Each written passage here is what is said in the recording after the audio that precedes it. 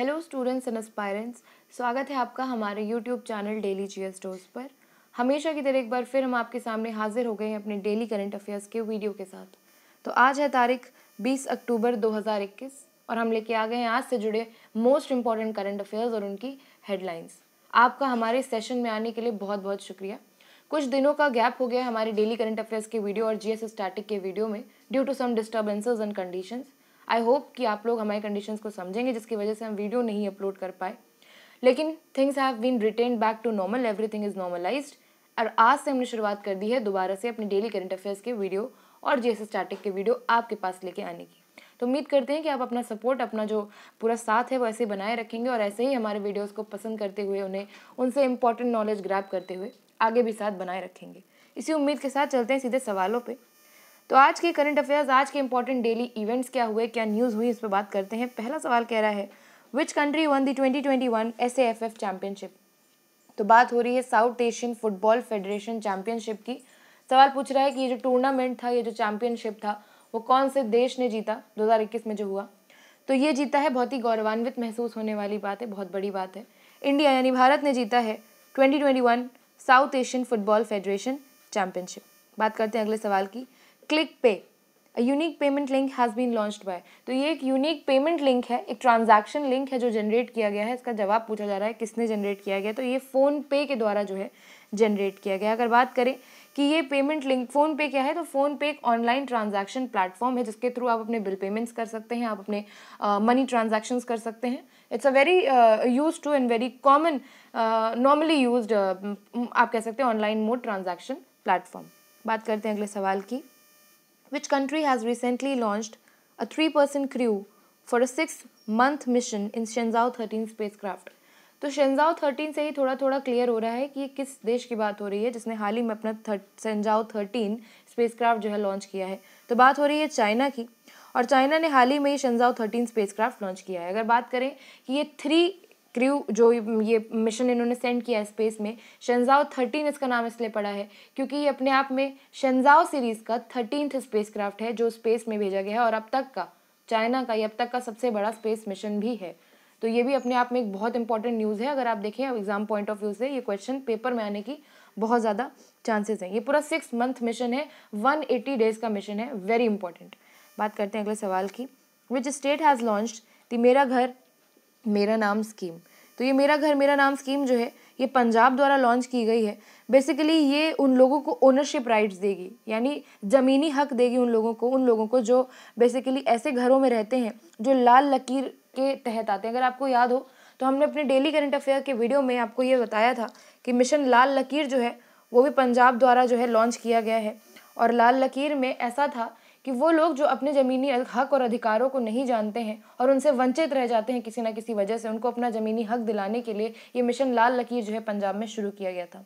तो बात करें उसी पे ये काम करेगा मेरा घर मेरा नाम स्कीम। ये ओनरशिप राइट्स देगा उन लोगों को जो घरों में रहते हैं, जो बेसिकली घर नॉन एग्रीकल्चरल पर्पसेस वाली ज़मीन पे होते हैं या जो विलेज हैबिटेशन में होते हैं, जिनको बेसिकली कृषि संबंधी जो ज़मीन होती है उनके लिए नहीं है। जहाँ पे आप रहते हैं अपना घर बना के गाँव में, उस ज़मीन के आपको मौलिक अधिकार मिल जाने चाहिए, आपको हक मिल जाना चाहिए उस ज़मीन का, उस पर काम करेगा मेरा घर मेरा नाम स्कीम और मिशन लाल लकीर। चलते हैं अगले क्वेश्चन पे। At which place doctor APJ Abdul Kalam Prerna Sthal has been inaugurated. Very important question. तो कहाँ पे ये प्रेरणा स्थल जो है APJ अब्दुल कलाम के नाम पे इनॉग्रेट किया गया है? विशाखापट्टनम में। बात करते हैं अगले सवाल की। India digital trade facilitation forum was launched by. तो हाल ही में Indian digital trade facilitation forum जो है वो लॉन्च किया गया है पेपाल के द्वारा। ये भी एक ऑनलाइन ट्रांजैक्शन मोड है, आप कह सकते हैं ऑनलाइन ट्रांजैक्शन प्लेटफॉर्म है। Moving on to next question. NITI Aayog has launched handbook on sustainable management of plastic waste with.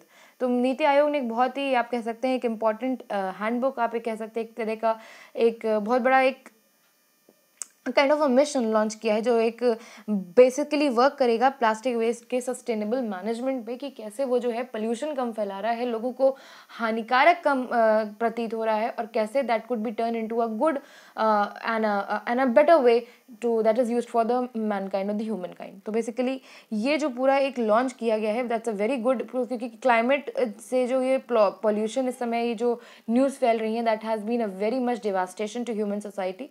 तो बेसिकली नीति आयोग ने they have taken a step against the sustainable management of plastic waste. तो ये किसके साथ किया है? UNDP के साथ किया है। यूएनडीपी आप जान रहे हैं यूनाइटेड नेशंस की एक बहुत इंपॉर्टेंट डेवलपमेंट एजेंसी है, यूनाइटेड नेशंस डेवलपमेंट प्रोग्राम। लगभग 170 देशों में काम करता है ये यूएनडीपी। और बात करें इसके हेडक्वार्टर्स की तो न्यूयॉर्क में है। तो आप समझ रहे होंगे कि this has been a very important and a significant memorandum of understanding that has been signed between NITI Aayog and UNDP for sustainable management of plastic waste. Moving on to next question, Who among the following has been appointed as the new joint secretary of the PMO recently? तो prime minister office की new joint secretary कौन appoint कर दी गई है, उनका नाम पूछा जा रहा है। तो उनका नाम है मीरा मोहांटी। अगले सवाल पे चलते हैं। Who has assumed charge as prime minister of Norway?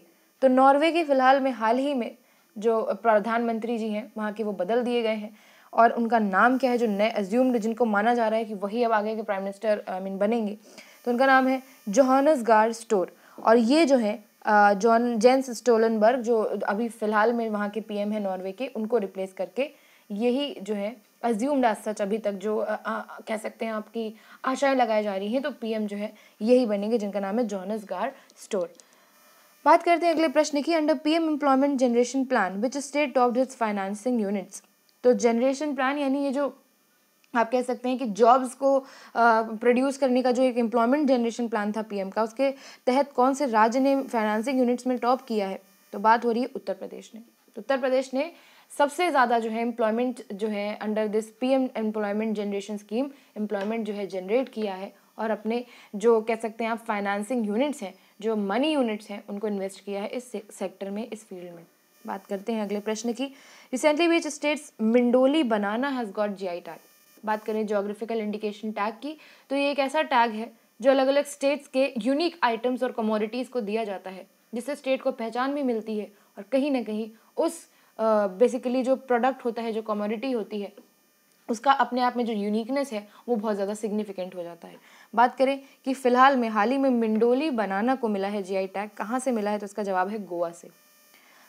इसी के साथ हम देखते हैं कि हमने अपने करंट अफेयर्स का जो सेक्शन है उसको ख़त्म कर लिया है। उम्मीद करते हैं आपको ये इंपॉर्टेंट हेडलाइंस आपके इम्पॉर्टेंट एग्जाम के हिसाब से बेस्ट लगी होंगी और आप इनके जवाब को जानने के लिए उतने ही उत्सुक रहे होंगे जितना हम आज अपने इस वीडियो को लेकर आने के लिए थे। तो उम्मीद करते हैं कि ये करंट अफेयर्स आपको बहुत इंपॉर्टेंट लगे होंगे। इसी के साथ चलते हैं वीडियो के अगले पड़ाव पे। अगला सेक्शन है word of the day. Word of the day में बात करते हैं एक ऐसे शब्द की, एक ऐसे इंग्लिश के शब्द की जो आपके कम्युनिकेशन स्किल्स को तो बेहतर करता ही है, साथ ही साथ आपके वोकैबुलरी स्किल्स को भी बहुत ज़्यादा ग्रो करता है। बात करें आज का शब्द है विगर। विगर का अगर आप रियल मीनिंग देखें, एक्चुअल मीनिंग देखें, तो विगर का अर्थ होता है शक्ति या ताकत। आपके अंदर जब किसी चीज़ की प्रबलता होती है, शक्ति होती है, तो उसे हम कहते हैं you have the vigour in you to do something.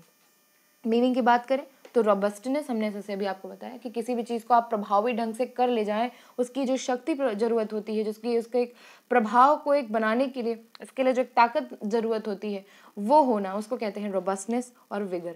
अगर सिनोनिम की बात करें, पर्यायवाची की बात करें, तो हार्डीनेस यानी कठोरता और स्ट्रेंथ यानी ताकत, ये इसके पर्यायवाची होते हैं। एंटोनिम की बात करें, विलोम की बात करें, तो weakness, when you are weak, जब आप कमज़ोर हैं, प्रबल नहीं है, जब आप तीव्र नहीं हैं, ताकत नहीं है आप में किसी काम को करने के लिए, तब आप जो है एज अपोजिट होंगे ऑफ विगर।